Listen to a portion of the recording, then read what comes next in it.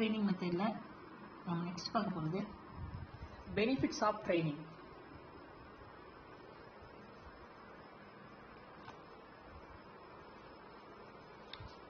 இந்த ட்ரைனிங்னால என்னெல்லாம் பெனிஃபிட் இருக்கு அப்படின்னு சொல்லி நம்ம இதில் பார்க்கலாம். Benefits to the organisation. First அந்த கம்பெனிக்கு இந்த ட்ரைனிங்ல என்னென்ன பெனிஃபிட்ஸ் எல்லாம் இருக்கு அப்படின்னு பார்க்கலாம். First one, it improves the skill of employees and enhances productivity and profitability of the entity. It improves இது அந்த யார் அப்படின்னா அந்த ஸ்கில் ஆஃப் எம்ப்ளாயீஸ் உடைய ஸ்கில்ஸை வந்து இம்ப்ரூவ் பண்றதுக்காகவும், அது மட்டும் இல்லாம and enhances productivity and profitability of the entity. அடுத்தது productivity, அந்த ப்ரொடக்ஷனை வந்து அதிகப்படுத்துறதுக்கும் லாபத்தை வந்து அதிகப்படுத்துறதுக்கும் ட்ரைனிங் கொடுக்கறதுனால இவ்வளவு பெனிஃபிட்ஸ் எல்லாம் இந்த ஆர்கனைசேஷன்ஸ்க்கு இருக்கு. சரிங்களா?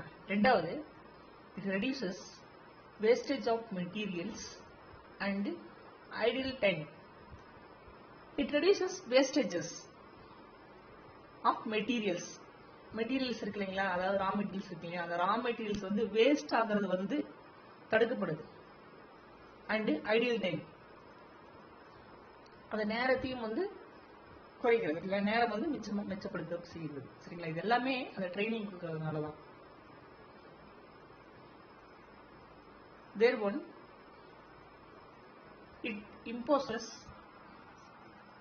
It exposes employees to latest trends. It exposes employee, அந்த எம்ப்ளாயீஸ்னுடைய சமீப கால அந்த ட்ரெண்டுக்கு ஏற்ற மாதிரி அந்த ட்ரைனிங் வந்து அவங்க எம்ப்ளாயீஸை வந்து ஊக்குவிக்க செய்யுது. அந்த ட்ரெண்டுக்கு ஏற்ற மாதிரி அந்த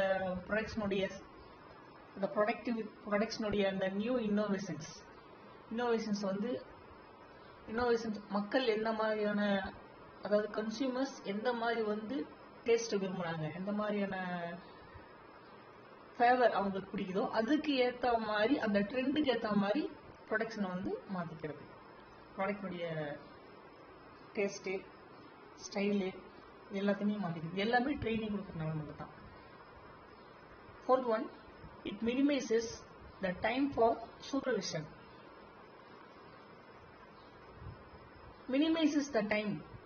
சூப்பர்விஷன். சூப்பர்விஷன் மேற்பார்வை பண்றோம் இல்லைங்களா, அப்ப மேற்பார்வைக்கான நேரத்தை வந்து குறைப்பதற்கான ஒரு வாய்ப்பை ஏற்படுத்தி கொடுக்குது இந்த ட்ரைனிங் கொடுக்கறதுனால மட்டும்தான். ஸோ இது எல்லாமே அந்த ஆர்கனைசேஷனுக்கு கிடைக்கிற பெனிஃபிட்ஸ் தான். சரிங்களா? Next, fifth one, it reduces the frequency of accidents at work place and consequent compensation payment. It reduces the frequency of accidents. Training கொடுக்கும் பொழுது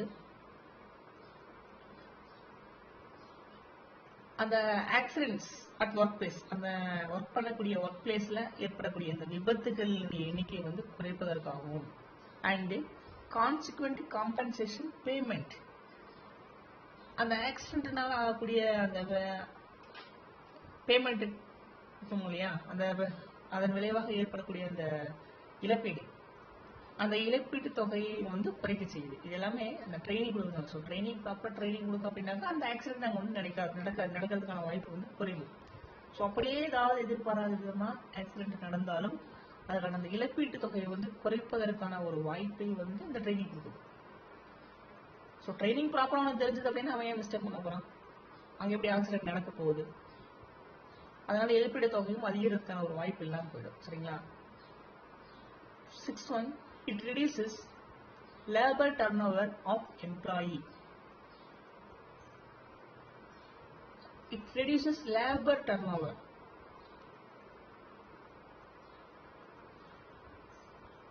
அந்த எம்ப்ளாயினுடைய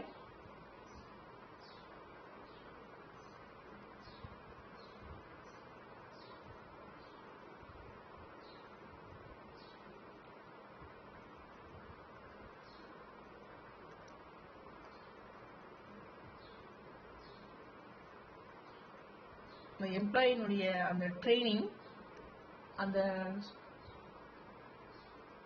சுழற்சி அதை வந்து குறைக்க செய்யுது. அதான் சொல்லுவாங்க, it reduces labour turn over of employees. 7th one, it improves union and management relation. So the training கொடுக்கிறதுனால it improves union and management, யூனியனுக்கும் மேனேஜ்மெண்ட் ரிலேஷனுக்கும் ஒரு உறவை வந்து ஏற்படுத்தக்கூடிய வகையில, மேம்படுத்தக்கூடிய வகையில இந்த ட்ரைனிங் இருக்கு. சரிங்களா? ஸோ இது எல்லாமே ட்ரைனிங்னால அந்த ஆர்கனைசேஷனுக்கு கிடைக்கக்கூடிய பெனிஃபிட்ஸ். ரெண்டாவது நம்ம பார்க்க போறது benefits to the employees. So employees இந்த ட்ரைனிங்னால எம்ப்ளாயீஸுக்கு என்னென்ன வகையில் பெனிஃபிட்ஸாக இருக்கு அப்படின்னா, first one, it adds to the knowledge, skill and competency of employee. It adds to the knowledge, skill and competence of employee. அந்த பணியாளர்கள் இருப்பாங்க இல்லையா, அந்த எம்ப்ளாயிஸ் இருக்காங்க இல்லையா, அவங்க ஒவ்வொருத்தருடைய நாலேஜ், அந்த அறிவுத்திறன், அது மட்டும் இல்லாமல் அந்த காம்பிடன்ஸ், அந்த தனிமையான திறன், இது எல்லாத்தையுமே அவங்களுக்கு ட்ரைனிங் கொடுக்கறதுனால அவங்களுடைய திறன் வெளிப்படுது. ஒவ்வொருத்தருடைய தனித்திறனும் அவங்களுடைய அறிவும் எல்லாமே பார்த்தீங்க அப்படின்னாக்க ட்ரைனிங் கொடுக்கறதுனால அவங்களுடைய எஃபிஷியன்சி வந்து ட்ரைனிங் மூலமாக தெரிஞ்சுக்கலாம்.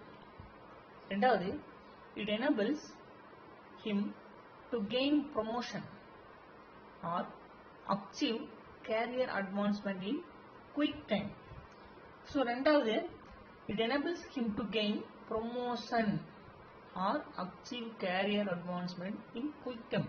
ஸோ அவங்க ஒரு பர்டிகுலர் பீரியட்குள்ளார, ஒரு குறுகிய காலத்தில் அவங்களுடைய ப்ரொமோஷன் வந்து அதிகரிக்க செய்யுது. எல்லாமே ட்ரைனிங் கொடுக்கறதுனால அவங்க ப்ராப்பராக அவங்களுடைய ஒர்க் பண்ணுறதுனால அதன் மூலமாக அவங்க வந்து ப்ரொமோஷன் அவங்களுக்கு கிடைக்கிறதுக்கான ஒரு வாய்ப்பு ஏற்படுத்தி கொடுக்குது. Next, third one, it improves the employees productivity.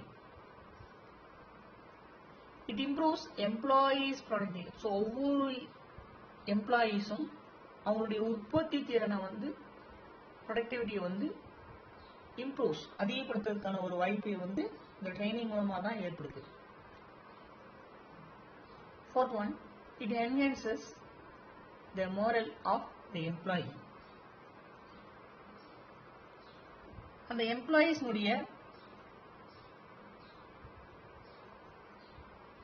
Moral of employees, அவங்களுடைய மனதினுடைய அந்த ஒழுங்குணர்வு, இது எல்லாத்தையுமே பார்த்தீங்க அப்படின்னாக்க ஒழுங்குபடுத்த செய்யறது இந்த ட்ரைனிங் தான்.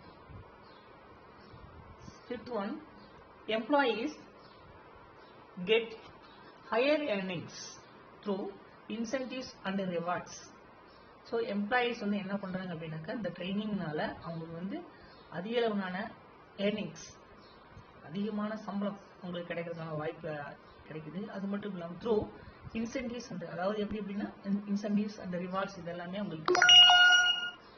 Fifth one, it builds up the confidence of employee. So அந்த இது வந்து இந்த ட்ரைனிங் வந்து எம்ப்ளாயிஸ்க்கு வந்து ஒரு கான்ஃபிடென்ட்டை வந்து ஏற்படுத்தி கொடுக்குது. By changing his attitude positively towards to work. அது மட்டும் இல்லாமல் ஒரு நம்பகத்தன்மையையும் கூட ஏற்படுத்தி கொடுக்குது இந்த training. 6th one, it enables him to observe safety practices voluntarily during his engagement in dangerous operation. அடுத்தது, it enhances him to observe safety practices voluntarily during his engagement in dangerous operation. அவங்க work பண்றாங்க இல்லையா, அப்படி அந்த employee work பண்ணும்போது ஏற்படுகிற இந்த dangerous operation, அந்த ஆபத்தான சூழ்நிலையில், அந்த பணிகளில் ஒர்க் பண்ணும் பொழுது அந்த எம்ப்ளாயீஸ் வந்து அதை பாதுகாப்பாக எப்படி வந்து ஹேண்டில் பண்ணுறது அப்படிங்கிற விஷயம் அவங்களுக்கு அந்த ட்ரைனிங் மூலமாக தான் தெரிஞ்சுக்கிறாங்க. So these are all the benefits to the employees. இது எல்லாமே அந்த எம்ப்ளாயீஸுக்கு வந்து ட்ரைனிங்னால இந்த நன்மைகள்லாம் இருக்குது. அடுத்தது, பெனிஃபிட்ஸ் டு தி கன்சியூமர். கன்சியூமருக்கு என்னென்ன வகையிலலாம் இந்த ட்ரைனிங்னால நன்மைகள் இருக்கு அப்படின்னு பார்க்கலாம் வாங்க. Consumers get better quality of product or service. So இந்த கன்சியூமருக்கு நல்ல ஒரு தரமான ஒரு பொருள் ஆர் சேவை கிடைக்கிறதுக்கான ஒரு வாய்ப்பு. ஸோ எல்லாமே அவங்களுக்கு கரெக்டாக நம்ம எம்ப்ளாயிஸ் ட்ரைனிங் கொடுக்குறதுனால அவங்க தரமான பொருள் அந்த எம்ப்ளாயி ப்ரொடக்ஷன் பண்ணுறாங்க. இதனால அந்த கன்சியூமருக்கு ஒரு நல்ல தரமான பொருள் கிடைக்கிறது போய் சேருது. ரெண்டாவது, consumers get innovative products or value added or feature rich products. So ரெண்டாவது, கன்சியூமர்ஸ் கெட் இன்னோவேட்டிவ் ப்ராடக்ட்ஸ். என்ன மாதிரி இன்னோவேட்டிவ் ப்ராடக்ட்ஸ்? என்ன? புதுமையான படைப்பு, புது பொருளை உற்பத்தி பண்ணுறது. Or value added or feature rich products. அது மட்டும் இல்லாமல் வேல்யூ ஆடட் அந்த மதிப்பு கூட்டப்பட்ட ஃபியூச்சர் ரிச் ப்ராடக்ட்ஸ், சிறப்பியல்புடைய பொருட்களை பெறுவதற்கான ஒரு வாய்ப்பை அந்த கஸ்டமர் வாங்கிக்கிறாங்க. ஸோ இதெல்லாம் எப்படி? அந்த எம்ப்ளாயிஸ் ட்ரைனிங் கொடுக்கறது மூலமாக தான் இவங்களுக்கு இன்னோவேட்டிவாக பொருள் கிடைக்குது, மதிப்பு கூட்டப்பட்ட பொருளும் கிடைக்குது, நல்ல ரிச்சான சிறப்பியல்புடைய பொருட்களும் கிடைக்கிறதுக்கான ஒரு வாய்ப்பு கஸ்டமர் கிடைக்குது. ஸோ இது எல்லாமே பெனிஃபிட்ஸ்னால, ட்ரைனிங்னால கிடைக்கக்கூடிய பெனிஃபிட்ஸ். இதெல்லாம் யாருக்கு? கஸ்டமருக்கு. நெக்ஸ்ட் ஹோம்வொர்க்ஸ் பாருங்க. Choose the correct answer. First one,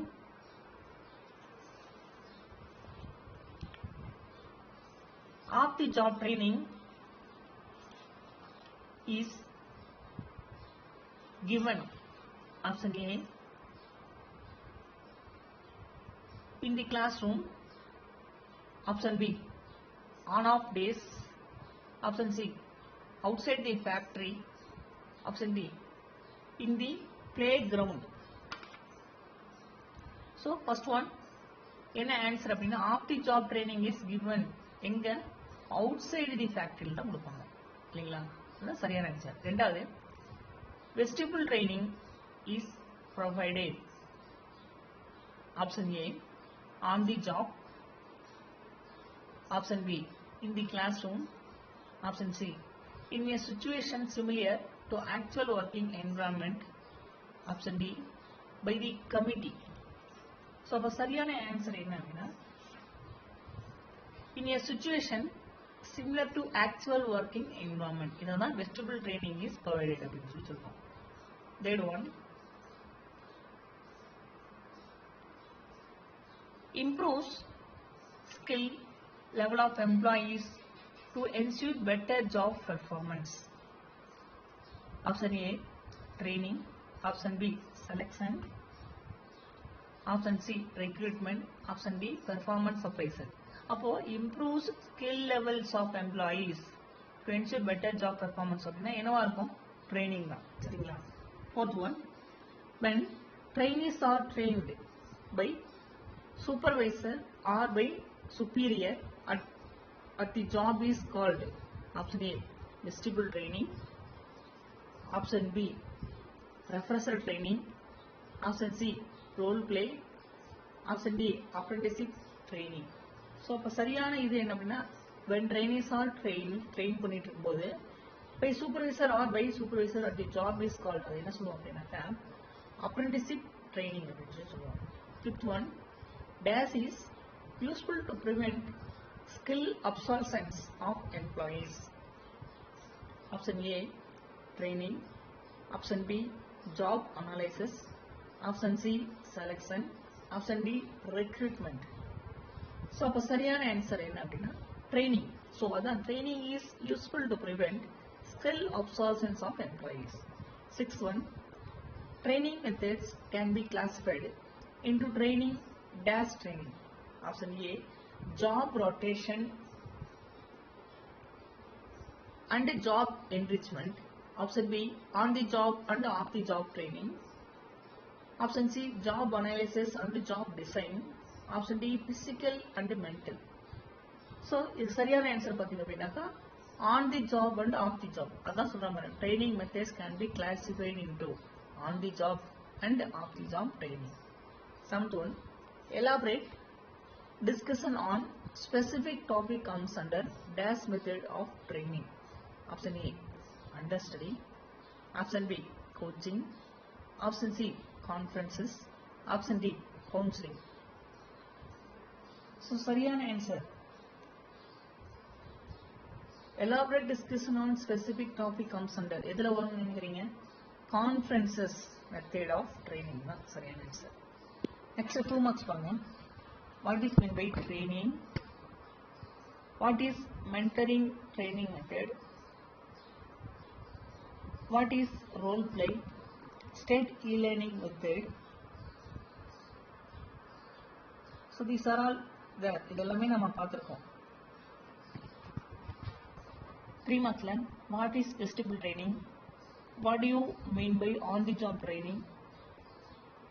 Third one, write down various steps in a training program. Fourth one, write short note on trainer and training. So இது எல்லாமே நம்ம பார்த்திருக்கோம். 5 markல பாருங்க. Discuss various types of training. What are the difference between on the job training and off the job training? Explain the benefits of training. So இது எல்லாமே பாத்தீங்க அப்படின்னா நம்ம பார்க்கலாம். சரிங்களா? Next,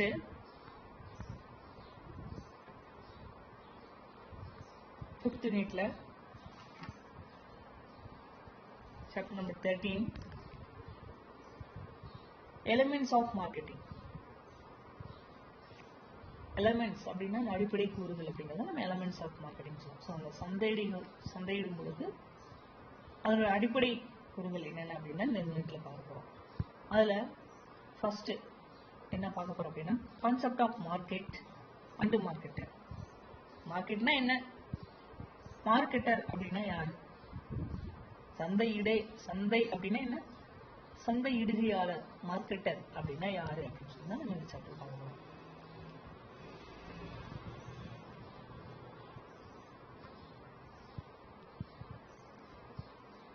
meaning and definition of market. So மார்க்கெட்னா என்ன? அதனுடைய மீனிங்கும் டெஃபினிஷனும் பார்க்கலாம். ஃபர்ஸ்ட் மீனிங் பார்க்கலாம். Meaning of market. The word market is derived from the Latin word. So இந்த மார்க்கெட் அப்படிங்கிற அந்த வார்த்தை எங்கிருந்து வந்தது அப்படின்னாக்கா லத்தீன் மொழியிலிருந்து வரப்பட்டது.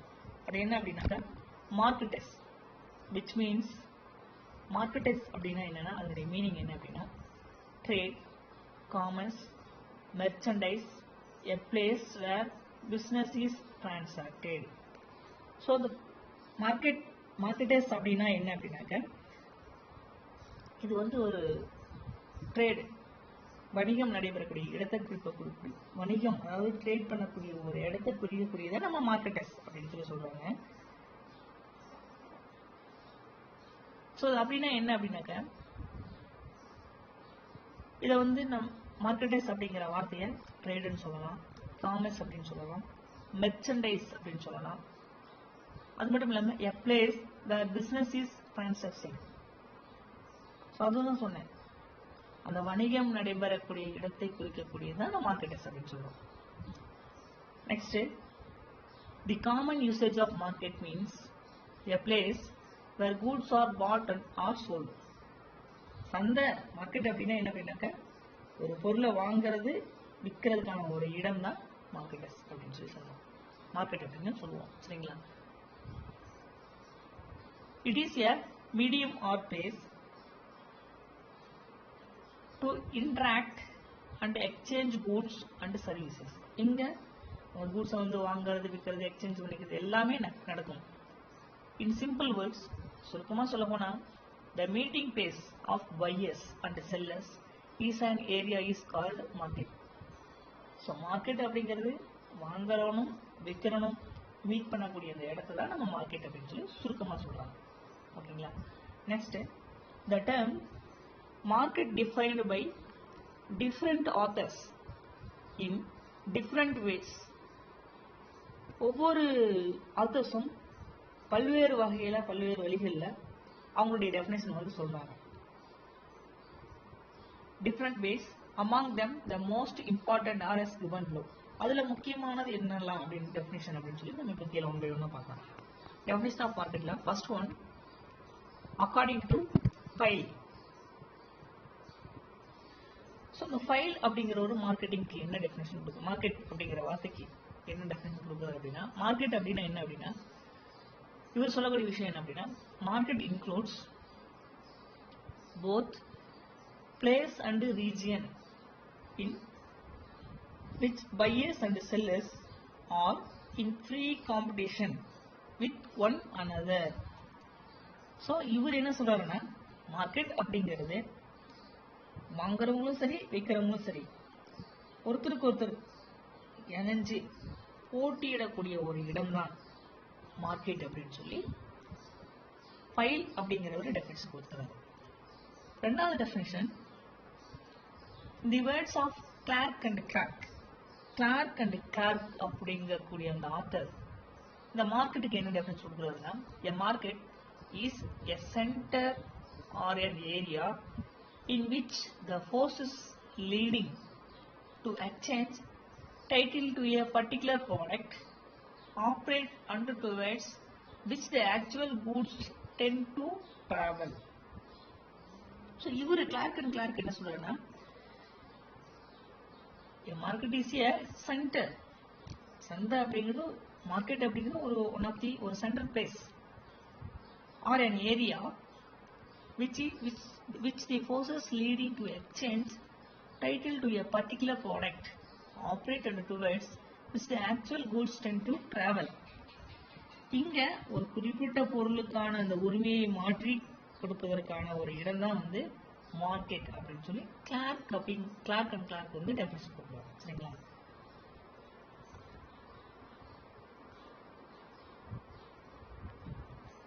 From the above definition, it is observed that மேல சொன்ன அந்த டெஃபினிஷன்ல நம்ம என்ன மாதிரியான பொருள் எல்லாம் இருக்கும், என்ன அப்சர்வ் பண்ணிக்கிட்டோம், என்ன தெரிஞ்சுக்கிட்டோம் அப்படின்னா, first one, market may mean a place. So market அப்படிங்கிறது ஒரு place where buying and selling take place. வாங்குறது விற்கிறது நடக்கும், அதுதான் வந்து மார்க்கெட் அப்படின்னு சொல்லி ஃபர்ஸ்ட் டெஃபினேஷன் நம்ம தெரிஞ்சுக்கிட்ட விஷயங்கள் இதுதான். ரெண்டாவது, buyers and sellers come together for transactions.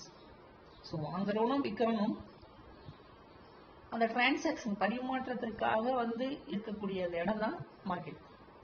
மூணாவது, an organization through which exchange of goods take place. Third one, an organization through which exchange of goods take place.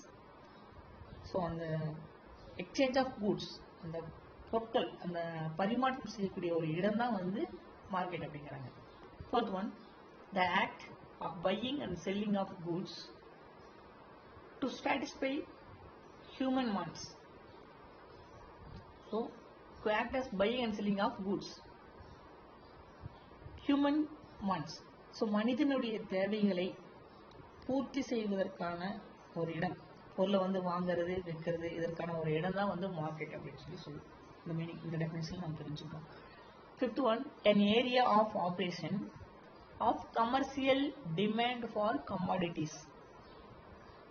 So கமாடிட்டிஸ்னா என்ன சொல்லுவோம், நம்ம பொருள்னு சொல்லுவோம் இல்லைங்களா?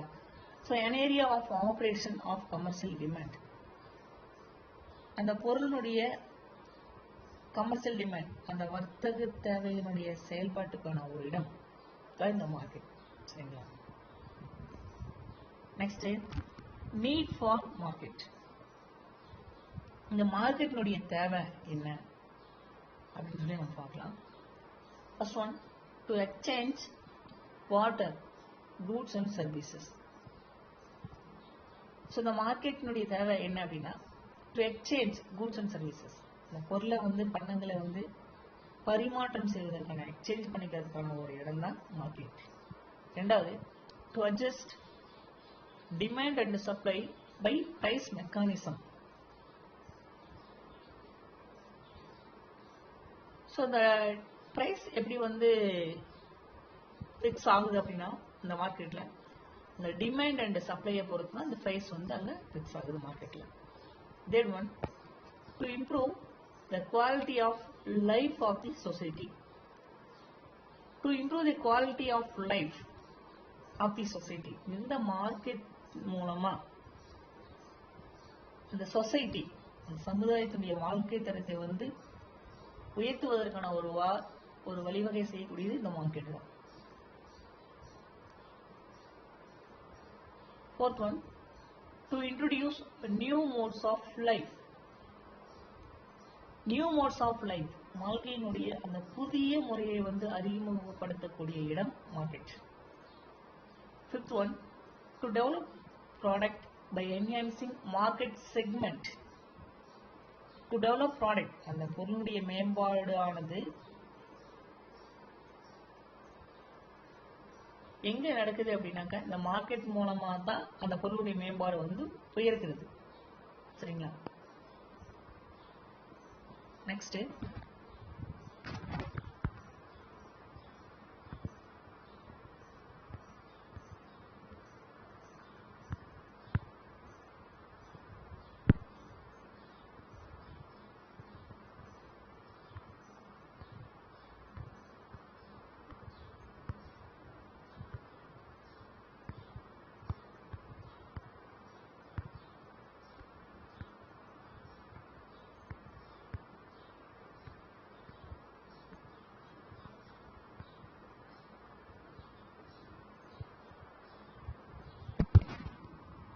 Classification of markets. இந்த market எப்படி நம்ம கிளாசிஃபை பண்ணலாம், சந்தையை வந்து எப்படி வந்து வகைப்படுத்தலாம் அப்படின்னு சொல்லி பார்க்கலாம். On the basis of different approaches, markets have been classified on the basis of area, nature of goods and economic view, transaction, regulation, time, volume and importance. The detailed classification is presented in the following chart. இந்த சந்தையை நம்ம எப்படியெல்லாம் வகைப்படுத்தலாம் அப்படின்னா, different approaches, அந்த different அணுகுமுறை, அதாவது பல்வேறு வகையான அணுகுமுறையினுடைய அடிப்படையில் நம்ம சந்தையை வந்து வகைப்படுத்தலாம் அப்படின்னு சொல்லி சொல்றாங்க. அது எப்படியா வகைப்படுத்தணும்னா, அந்த பேசிஸ் ஆஃப் ஏரியா, அந்த ஏரியாவை பொறுத்து, அந்த சந்தையினுடைய பகுதியை பொறுத்து, நேச்சர் ஆஃப் கூட்ஸ், அந்த பொருளுடைய இயல்பை பொறுத்து, அண்ட் எக்கனாமிக் வியூ, அந்த பொருளாதாரனுடைய பார்வையை பொறுத்து, டிரான்சாக்சன், பரிமாற்றத்தை பொறுத்து, ரெகுலேஷன், ஒழுங்குமுறையை பொறுத்து, டைம், காலத்தை பொறுத்து, வேல்யூம் and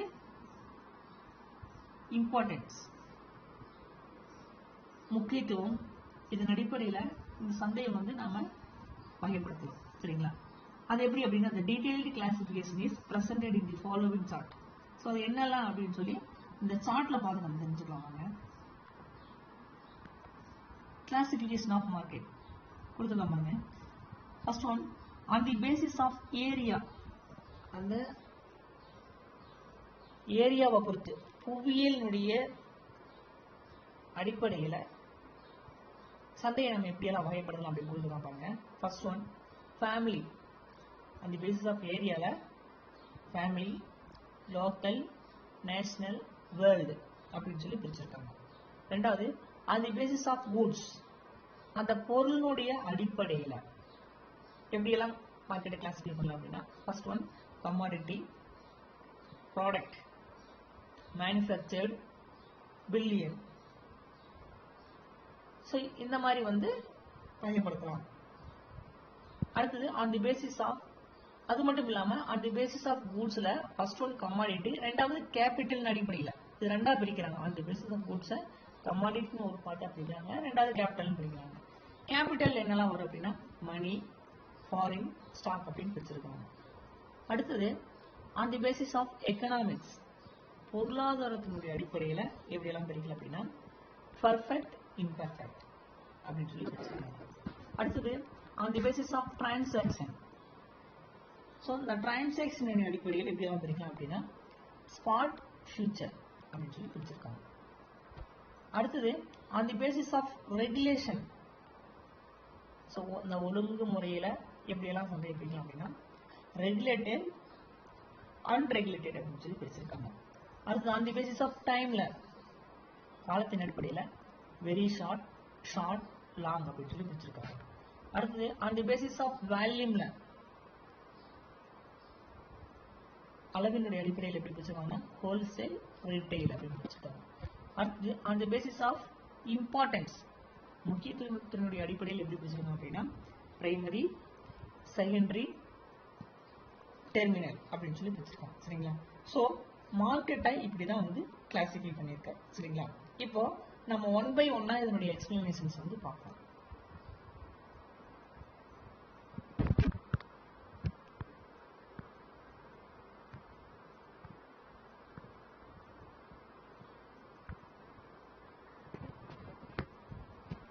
First one, on the basis of geographical area, இந்த ஃபீல்டுடைய அடிப்படையில் இந்த மார்க்கெட்டை வந்து எப்படி கிளாஸிஃபை பண்ணலாம் அப்படின்னு சொல்லி நம்ம ஃபர்ஸ்ட் பார்க்கலாம். அதில் first one family market. So family market அப்படின்னு என்ன? அந்த குடும்ப ரீதியாக குடும்ப சந்தையை தான் நம்ம ஃபேமிலி மார்க்கெட் அப்படின்னு சொல்லி சொல்கிறோம். இது ஜியோகிராஃபிக்கல் ஏரியாவில் நம்ம பார்த்துட்டு இருக்கோம். ஸோ ஃபேமிலி மார்க்கெட் அப்படின்னு என்னன்னு பார்க்கலாம். when exchange of goods or services are confined within a family or close members of the family, such a market can be called as family market. So புரியுதுங்களா? So family market அப்படின்னு என்ன சொன்னா, ஒரு குடும்பத்தில் அல்லது ஒரு குடும்பத்தில் நெருங்கிய மெம்பர்ஸ் இவங்கள அந்த பொருள் பரிமாற்றிக் கொள்ளக்கூடிய வகையில் இருக்கக்கூடிய சந்தை தான் என்ன சொல்றோம் அப்படின்னாக்க ஃபேமிலி மார்க்கெட் அப்படின்னு சொல்லி சொல்றோம். ரெண்டாவது local market. So local market அப்படின்னா என்ன? அந்த உள்ளூர் சந்தை அப்படிங்கிறது நம்ம லோக்கல் மார்க்கெட்னு சொல்றோம். Participation of both the buyers and sellers belonging to a local area or areas maybe a town or village is called as local market. So local market என்ன சொல்றோம் பாருங்க, participation of both buyers and sellers, வாங்குறவனும் விற்கிறவனும் belonging to a local area, உள்ளூர்லயே வாங்குறவனும் விற்கிறவனும் இருந்தா அதுதான் நம்ம என்ன சொல்றோம் அப்படின்னாக்க maybe or town or village is called local market. அதாவது நம்ம என்ன சொல்றோம் அப்படின்னா உள்ளூர் மார்க்கெட் அப்படின்னு சொல்றோம். வாங்குறோம் விற்கிறோம் வெளியூர்லேருந்து இல்லை, உள்ளூர்ல இருக்கக்கூடிய நம்ம உள்ளூர்லேருந்து வாங்குறோம்னா நம்ம லோக்கல் மார்க்கெட் அப்படின்னு சொல்றோம். The demands are limited in this type of market. So இந்த மாதிரியான உள்ளூர் சந்தையில பொறுத்த வரைக்கும் டிமாண்ட் அப்படிங்கிறது லிமிட்டடாக தான் இருக்கும். For example perishable goods like fruits, fish, vegetables etcetera. இந்த மாதிரியான சந்தையில பெரிசபிள் குட்ஸ் என்ன, விரைவில் கெட்டு போகக்கூடிய அழுகக்கூடிய பொருட்கள், அதான் நம்ம பெரிசபிள் குட்ஸ் சொல்லுவோம். ஸோ அதில் இதெல்லாம் லைக் ஃப்ரூட்ஸ், ஃபிஷ், வெஜிடபிள்ஸ் இது எல்லாமே பார்த்தீங்க அப்படின்னாக்கா சீக்கிரம் கெட்டு போகக்கூடிய பொருட்கள். ஸோ இந்த மாதிரியான பொருள் பார்த்தீங்க அப்படின்னாக்கா but strictly speaking such markets are disappearing because of the efficient system of transportation and communication. Even then in many villages such markets exist even today. So இந்த மாதிரி மார்க்கெட்டில் இந்த டிமாண்ட் அப்படிங்கிறது இதுதான் இருக்கும், பெருசாக அந்த பெரிசபிள் குட்ஸ் தான் இருக்கும். வேற எல்லாம் எதிர்பார்க்கக்கூடிய அளவில் இந்த லோக்கல் மார்க்கெட்டில் எதுவுமே இருக்காது. So strictly speaking such markets are disappearing because of the efficient system of transportation and communication. So இந்த டிரான்ஸ்போர்ட்டேஷன் அப்படிங்கிறது எந்த ஒரு மார்க்கெட்டாக இருந்தாலும் அது ரொம்ப முக்கியமான ஒன்று. ஸோ அந்த டிரான்ஸ்போர்ட்டேஷன் இருந்தால் மட்டும்தான் அந்த பையரும் சரி செல்லருக்கும் சரி அது ரொம்ப முக்கியமான ஒன்று. அது இல்லை அப்படின்னாக்கா அந்த இடத்துக்கு மார்க்கெட் நடக்காது. Even then in many villages such markets exist even today. இன்னைக்கு பார்த்தீங்க அப்படின்னாக்கா நிறைய கிராமங்களில் இந்த மாதிரியான மார்க்கெட் வந்து போயிட்டு தான் இருக்கு. நெக்ஸ்ட், ஸோ இதுதான் நம்ம லோக்கல் மார்க்கெட் சொல்றோம். லோக்கல் மார்க்கெட்னா சிம்பிளா அந்த ஏரியாவில் இருக்கக்கூடியவங்க மட்டும்தான் வந்து வாங்கிட்டு போவான். ஸோ இங்க பாத்தீங்க அப்படின்னாக்க டிமாண்ட் அப்படிங்கிறது வந்து லிமிட்டடாக தான் இருக்கும். சரிங்களா? இதுதான் இந்த விஷயம். Next,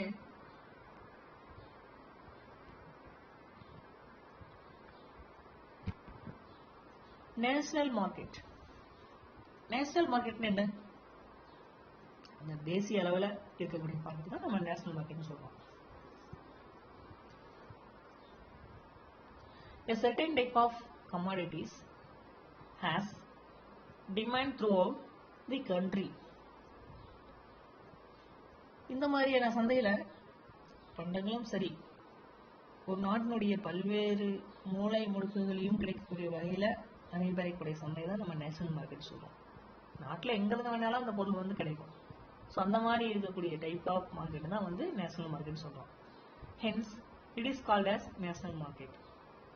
Today, the goods from one corner can reach another corner with ease as the communication and transportation facilities are developed well in India. So ஒரு மூலை அப்படின்னா இந்தியாவினுடைய எந்த மூலையில் ஒரு பொருள் இருந்தாலும் சரி, டிரான்ஸ்போர்ட்டேஷன் மூலமாக வந்து இன்னைக்கு வந்து பொருள் வந்து கிடைக்குது. ஸோ அந்த மாதிரி கிடைக்கக்கூடியதான் என்ன சொல்றோம் அப்படின்னாக்கா நேஷனல் மார்க்கெட் அப்படின்னு சொல்லி சொல்றோம். நம்ம லோக்கல் மார்க்கெட்ல என்ன கிடைக்கும்? அந்த லோக்கல்ல கிடைக்கக்கூடிய பொருள் மட்டும்தான் அந்த லோக்கல் மார்க்கெட்ல கிடைக்கும். மற்றபடி நம்ம எதிர்பார்க்குற மாதிரி நமக்கு கிடைக்காது. ஸோ அந்த நேஷனல் மார்க்கெட்ல இந்தியாவில் எந்த மூலையில் ஒரு பொருள் இருந்தாலும் சரி, டிரான்ஸ்போர்ட்டேஷன் மூலமாக அந்த பொருளை வந்து நம்ம வாங்கிக்கலாம். அந்த மாதிரி இருக்கக்கூடிய மார்க்கெட்டு தான் நம்ம. ஸோ அது மட்டும் இல்லாமல் இன்னைக்கு இந்தியாவில் ரொம்ப வளர்ந்த விதமாக இருக்கக்கூடிய இந்த நேஷனல் மார்க்கெட் வளர்ந்துட்டு இருக்கு டிரான்ஸ்போர்ட்டேஷன் மூலமாக. This creates national markets for almost all the products. So இது என்ன பண்ணுது அப்படின்னாக்கா, it creates national markets for almost all the products. So அனைத்து வகையான பொருளும் கிடைப்பதற்கான ஒரு வாய்ப்பை ஏற்படுத்தி கொடுக்கக்கூடியதான் இந்த national market. Next, international market R world market. So international market R world market அப்படின்னா என்ன அப்படின்னா, இன்டர்நேஷனல் மார்க்கெட் நம்ம பன்னாட்டு மார்க்கெட், பன்னாட்டு சந்தையை தான் நம்ம இன்டர்நேஷனல் மார்க்கெட் அப்படின்னு சொல்லுவோம். அல்லது வேர்ல்டு மார்க்கெட், உலக அளவிலான சந்தை தான் நம்ம வேர்ல்டு மார்க்கெட் அப்படின்னு சொல்லுவோம். அப்படின்னு என்னன்னு பாருங்க, ரெண்டுமே ஒண்ணுதான். World or international market is one where the buyers and sellers of goods are from different countries. So இதுல பாருங்க, the word international, world or international market அப்படிங்கிறது one where the buyers and sellers, வாங்குறவனும் விற்கிறவனும், of goods are from different countries. So பல்வேறு நாடுகளிலிருந்து அந்த பொருள் கிடைக்கும். அதுதான் நம்ம வேர்ல்டு மார்க்கெட் அப்படின்னு சொல்றோம். That is involvement of buyers and sellers beyond the boundaries of a nation. So இங்கே வாங்குறவனும் விற்கிறவனும் ரெண்டு பேருமே பார்த்தீங்கன்னா இரண்டுக்கு மேற்பட்ட நாடுகளுக்கிடையே மார்க்கெட் பண்ணக்கூடியவனாக இருப்பான். அதை தான் நம்ம என்ன சொல்றோம் அப்படின்னா international market R world market அப்படின்னு சொல்லி சொல்றோம். நெக்ஸ்ட், அதாவது ஒரு கண்ட்ரிலேருந்து இன்னொரு கண்ட்ரிக்கு மார்க்கெட் பண்ணக்கூடியதை நம்ம இன்டர்நேஷனல் ஆர் வேர்ல்டு மார்க்கெட்னு சொல்றோம். ஓகேங்களா? ஸோ இப்போ நம்ம இது வரைக்கும் பார்த்தது எல்லாமே பார்த்தீங்கன்னா on the basis of geographical area, இந்த நாலுமே. சரிங்களா? ரெண்டாவது கிளாசிஃபிகேஷன் என்ன பார்க்க போறோம் அப்படின்னா, on the basis of commodities or goods. On the basis of commodities அப்படின்னா என்ன? அந்த பண்டங்கள் அல்லது பொருளுடைய அடிப்படையில் மார்க்கெட் எப்படி கிளாஸிஃபை பண்ணலாம் அப்படின்னு சொல்லி பார்க்கலாம். அது first one, commodity market. So கமாடிட்டினா என்ன சொன்னா, பண்டம் அப்படின்னு சொல்லியிருக்கேன். கமாடிட்டினா பண்டம் அல்லது பொருள் அப்படின்னு எடுத்துக்கலாம். ஸோ அந்த பண்டக சந்தை, அதுதான் கமாடிட்டி மார்க்கெட் அப்படின்னு சொல்றோம். A commodity market is a place where produced goods or consumption goods are bought and sold. Commodity markets are subdivided into. So commodity market அப்படின்னா என்ன அப்படின்னா, இந்த மாதிரியான சந்தையில உற்பத்தி செய்யப்பட்ட பொருள் அல்லது நாம கன்சியூம் பண்ணக்கூடிய பொருள், நுகர்வு பண்ணக்கூடிய பொருள் வாங்குறதும் விற்கிறதும் இந்த மாதிரியான நடவடிக்கைகள் நடந்தால் அதை நம்ம கமாடிட்டி மார்க்கெட் அப்படின்னு சொல்லி சொல்றோம். இந்த மார்க்கெட்ஸை வந்து சப்டிவைட் பண்ணலாம். அது என்னென்ன அப்படின்னு ஒவ்வொன்றையா பார்க்கலாம். First one, produce exchange market.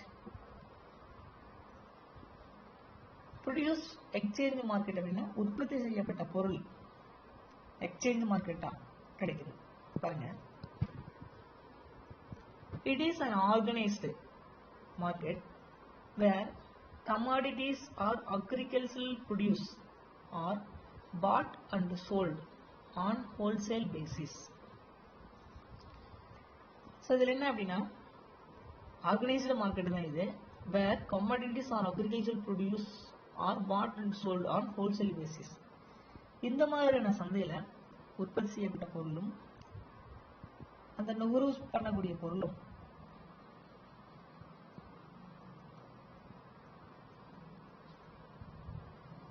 இது பார்த்தீங்க அப்படின்னாக்க மேக்சிமம்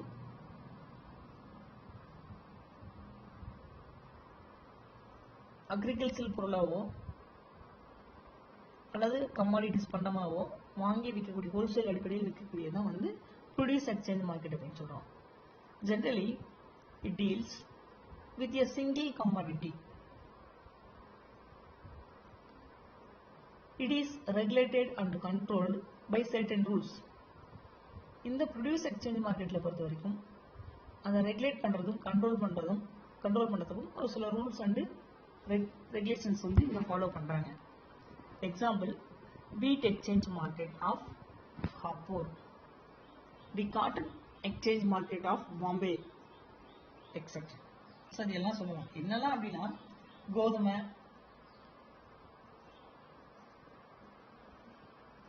மும்பையில் இருக்கக்கூடிய அந்த பருத்தி மாற்று சந்தை, இது எல்லாமே வந்து எக்ஸாம்பிளாக நம்ம சொல்கிறோம். சரிங்களா? அதாவது ப்ரொடியூஸ் எக்ஸ்சேஞ்ச் மார்க்கெட்டுக்கு என்ன சொல்கிறேன் அப்படின்னா, இந்த மாதிரியான சந்தை ஒரு குறிப்பிட்ட வளர்ச்சி அடைஞ்ச தொழில் மையத்திலேயோ அல்லது நகரத்திலேயோ மட்டும்தான் இந்த ப்ரொடியூஸ் எக்ஸ்சேஞ்ச் மார்க்கெட் வந்து நடக்குது. சரிங்களா? அது மட்டும் இல்லாம ஒரு குறிப்பிட்ட பொருள் மட்டுமே தான் இந்த மாதிரியான மார்க்கெட்ல மார்க்கெட் செய்யப்படுது. எல்லா பொருளும் வந்து மார்க்கெட் பண்றது இல்லை. சரிங்களா? அடுத்தது, இந்த வாங்குறவனும் விற்கிறவனும் ரெண்டு பேருக்கும் இடையே ஒரு குறிப்பிட்ட அந்த ரெகுலேட் அண்ட் சர்டன் ரூல்ஸ் இருக்கு. சரிங்களா? ஸோ எக்ஸாம்பிள் தான் என்ன சொல்றோம் அப்படின்னாக்க, மார்க்கெட் ஆஃப் கபூர், காபூரில் இருக்கக்கூடிய மார்க்கெட். அடுத்தது the cotton exchange market of Bombay. அது மட்டும் இல்லாமல் மும்பையில் இருக்கக்கூடிய பருத்தி மாற்று சந்தை. இரண்டு தான் இந்த ப்ரொடியூஸ் எக்ஸ்சேஞ்ச் ஆஃப் மார்க்கெட் உண்டான சரியான எக்ஸாம்பிள்ஸ். புரியுதுங்களா? ரெண்டாவது, மேனுஃபேக்சர்டு கூட்ஸ் மார்க்கெட். மேனுஃபேக்சர்டு என்ன? அந்த தயாரிக்கப்பட்ட பொருள். இந்த மேனுஃபேக்சர்டு கூட்ஸ் மார்க்கெட் அப்படின்னு என்னன்னு பார்க்கலாம். This market deals with manufactured goods. இந்த மார்க்கெட் பார்த்தீங்க அப்படின்னாக்க அந்த தொழிற்சாலையில உற்பத்தி செய்யப்பட்ட பொருள் மட்டும்தான் இந்த மாதிரி சந்தையில வந்து மார்க்கெட் பண்ணப்படுது. Example, leather goods, manufactured machinery, etcetera. So இதெல்லாம் தான் வந்து இங்கே மேனுஃபேக்சர் கூட்ஸில் வந்து எக்ஸாம்பிளாக இருக்கு. The leather exchange market at Kanpur is an example of the same. So இந்த லெதர் தோல் சார்ந்த அந்த பொருள் உற்பத்தியில் கான்பூர் வந்து எக்ஸாம்பிளாக நம்ம வச்சுக்கலாம். Next, billion market. Billion market அப்படின்னா என்ன சொல்றோம் அப்படின்னாக்க, அதாவது பில்லியன் அப்படின்னா இந்த இடத்துக்கு என்ன சொல்லணும்னா பொன் அப்படின்னு சொல்லலாம். அது என்னன்னு பாருங்க, this type of market deals with the purchase or sale of gold and silver.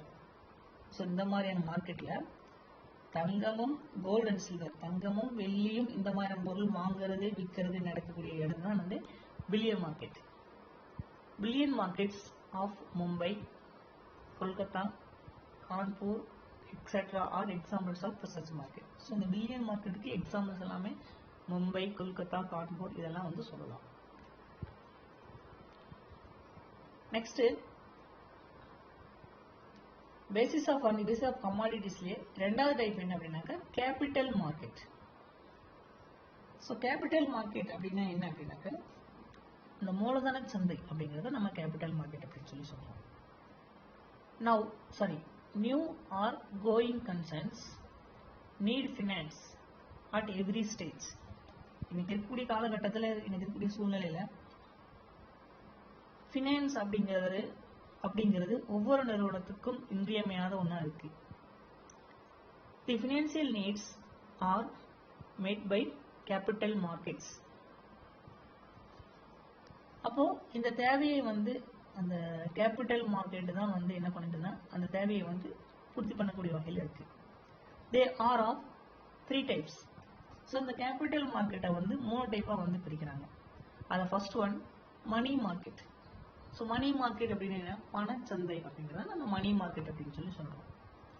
பாருங்க, it is a type of market where short term securities are exchange. இந்த மணி மார்க்கெட்ல இதெல்லாம் நம்ம முன்னாடியே பார்த்துருக்கோம், நல்லா நம்மளுக்கு ஞாபகம் இருக்குன்னு நினைக்கிறேன். மணி மார்க்கெட்னா என்ன, கேபிட்டல் மார்க்கெட்னா என்ன, ஸ்டாக் எக்ஸ்சேஞ்ச்னா என்ன, இது எல்லாமே நம்ம முன்னாடி பார்த்துருக்கோம். ஸோ இந்த இடத்துக்கு மணி மார்க்கெட் அப்படின்னா என்ன சொல்லுவோம் அப்படின்னா, it is a type of market where short term securities are exchanged. இங்க அந்த ஷார்ட் டைம் செக்யூரிட்டிஸ் மட்டும்தான், அந்த குறுகிய கால பத்திரங்கள் மட்டும்தான் இங்க பரிமாற்றம் செய்யப்படுது இந்த மணி மார்க்கெட்ல. It provides short term and very short term finance to industries, banks, governments, agencies and financial intermediaries. இந்த சந்தையின் மூலமாக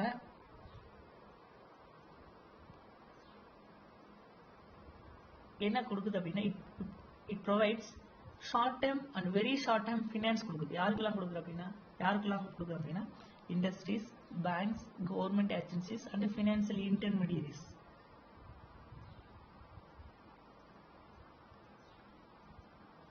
ஸோ அந்த குறுகிய கால பண தேவைகளை வந்து பூர்த்தி செய்யக்கூடிய ஒரு இடமா இருக்கக்கூடியதான் இந்த மணி மார்க்கெட். ரெண்டாவது foreign exchange market. Foreign exchange, அந்த அந்நிய செலாவணி சந்தை அப்படிங்கிறத நம்ம ஃபாரின் எக்ஸ்சேஞ்ச் மார்க்கெட் சொல்றோம். It is an international market. இது ஒரு இன்டர்நேஷனல் மார்க்கெட், சர்வதேச சந்தை தான் நம்ம ஃபாரின் எக்ஸ்சேஞ்ச் மார்க்கெட் அப்படின்னு சொல்றோம். This type of markets helps exporters and importers in converting their currencies into foreign currencies and vice versa. So இந்த ஃபாரின் எக்ஸ்சேஞ்ச் அப்படிங்கிறது பார்த்தீங்க அப்படின்னா, இந்த மாதிரியான சந்தை அந்நிய நாட்டினுடைய கரன்சிஸை, நாணயங்களை வந்து வாங்கிறது, விற்கிறது, இந்த மாதிரி நடவடிக்கை வந்து மேற்கொள்ளக்கூடிய இடம் தான் இந்த ஃபாரின் எக்ஸ்சேஞ்ச் மார்க்கெட். ஸோ இந்த மாதிரியான சந்தை பார்த்தீங்க அப்படின்னா அந்த எக்ஸ்போர்ட்டர்ஸும் சரி இம்போர்ட்டர்ஸும் சரி அவங்களுடைய அந்த நாணயங்களை, கரன்சிஸை வந்து ஃபாரின் கரன்சியா வந்து மாத்திக்கிறதுக்கு வழி செய்யக்கூடிய இடம் தான் இந்த ஃபாரின் எக்ஸ்சேஞ்ச் மார்க்கெட் அப்படின்னு சொல்லி சொல்றோம். Third one, the stock market. பங்குச்சந்தை அப்படின்னு என்னன்னு பார்த்தோம். This is a market where sales and purchase of shares, debentures, bonds, etc. of companies are dealt with. So இந்த பங்குச்சந்தை அப்படிங்கிறது என்ன அப்படின்னா, இந்த மாதிரியான சந்தையில அந்த ஷேர்ஸ், டிபெஞ்சர்ஸ், பங்குகளும் அந்த கடன் பத்திரங்கள், டிபெஞ்சர்ஸ் கடன் பத்திரம், இந்த மாதிரியான வாங்கிறது, விற்கிறது நடவடிக்கை மேற்கொள்ளக்கூடிய இடம் தான் ஸ்டாக் மார்க்கெட். இதெல்லாம் நமக்கு தெரியும், நம்ம முன்னாடியே பார்த்துருக்கோம். It is also known as securities market. So அது என்ன சொல்றோம் அப்படின்னா பாதுகாப்பு சந்தை, செக்யூரிட்டிஸ் மார்க்கெட் அப்படின்னு சொல்லியும் இந்த சந்தையை நம்ம சொல்லலாம், ஸ்டாக் மார்க்கெட்டை சொல்லலாம்.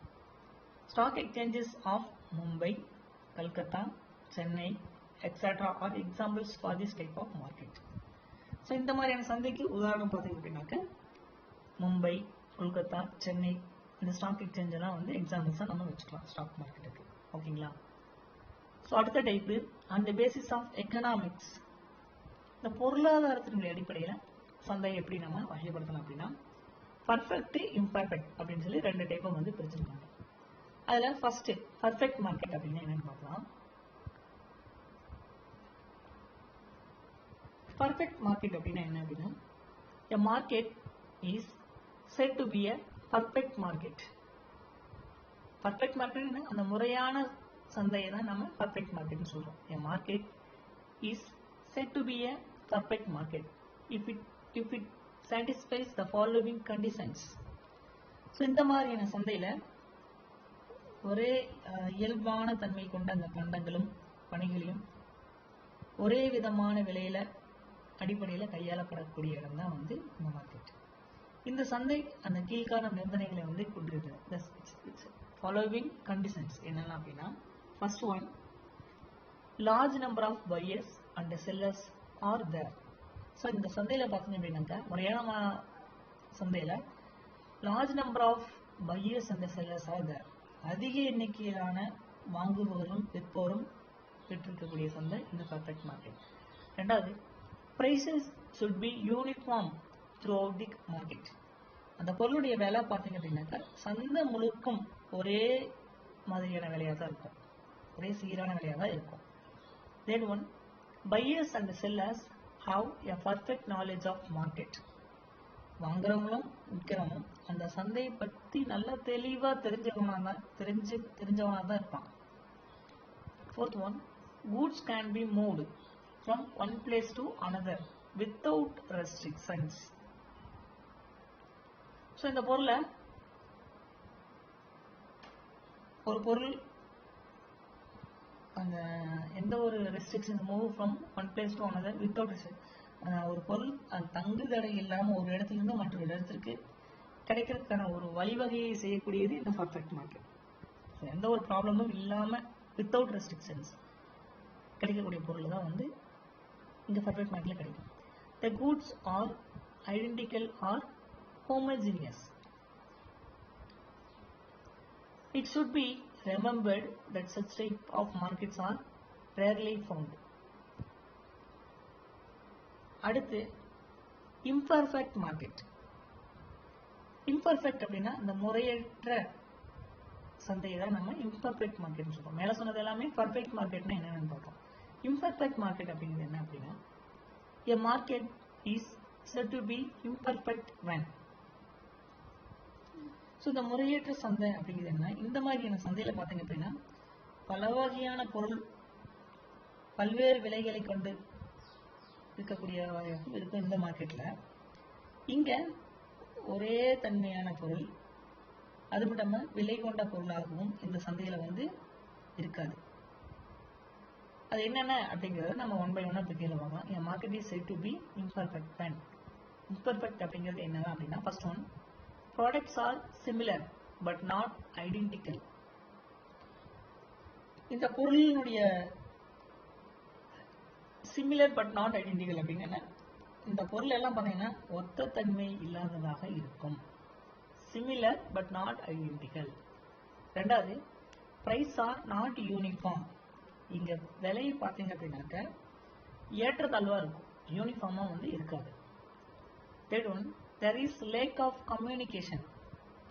இந்த கம்யூனிகேஷன் அப்படிங்கிறது லேக், அதாவது தகவல் தொடர்புல குறைபாடுகள் வந்து இந்த மார்க்கெட்ல இருக்கு, இம்பர்ஃபெக்ட் மார்க்கெட்ல. Fourth one, there are restrictions on the movement of goods.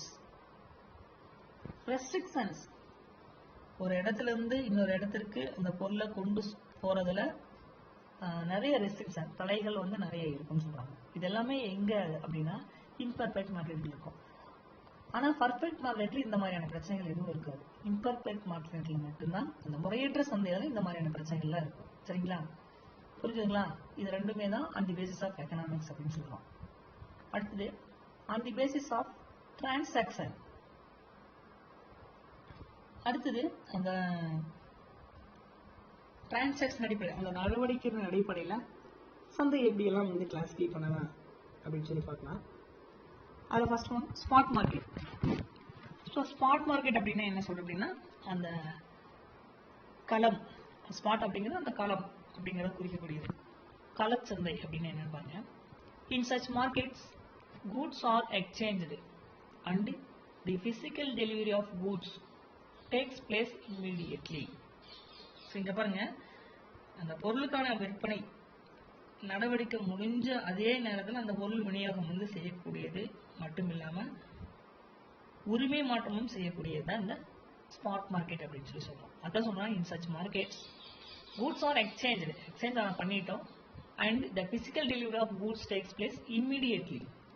So உடனுக்குடனே அந்த பொருள் வந்து விநியோகம் செய்யப்படக்கூடிய இடம் தான் வந்து ஸ்பாட் மார்க்கெட் அப்படின்னு சொல்றோம். ரெண்டாவது, ஃபியூச்சர் மார்க்கெட். ஃபியூச்சர் மார்க்கெட் அப்படின்னு என்ன சொன்னா எதிர்கால சந்தை, அதுதான் நம்ம ஃபியூச்சர் மார்க்கெட் அப்படின்னு சொல்றோம்.